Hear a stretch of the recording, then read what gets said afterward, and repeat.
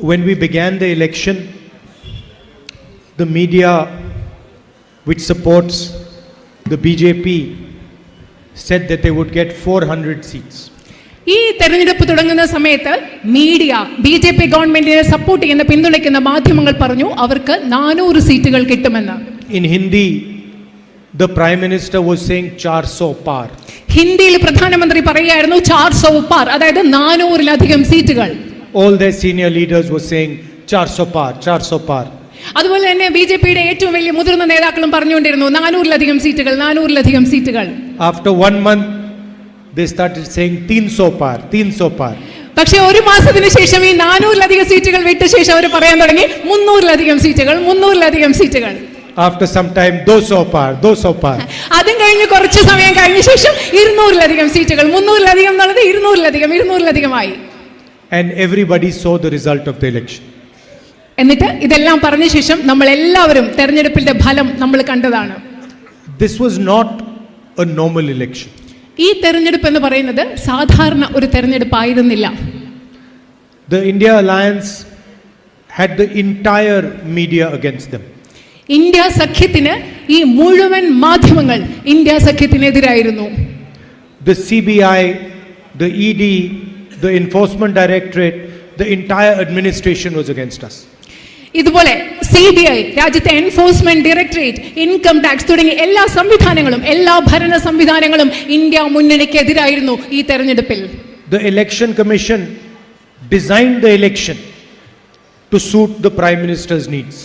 പ്രധാനമന്ത്രിയുടെ ആവശ്യങ്ങൾക്ക് തൃപ്തികരമായ രീതിയിലാണ് ഈ ഇലക്ഷൻ കമ്മീഷൻ ഇലക്ഷൻ രൂപകൽപ്പന ചെയ്തത് തന്നെ പ്രധാനമന്ത്രിയുടെ താല്പര്യങ്ങൾക്കനുസരിച്ചാണ്.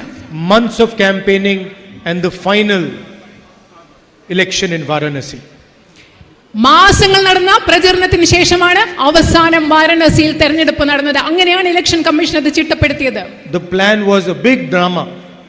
ഈ പദ്ധതി എന്ന് പറയുന്നത് ഒരു വലിയ നാടകം ഈ തെരഞ്ഞെടുപ്പ് കാലത്ത് നടത്തുക എന്ന വലിയ പദ്ധതിയാണ് ഇതിന് പിന്നിലുണ്ടായിരുന്നത്.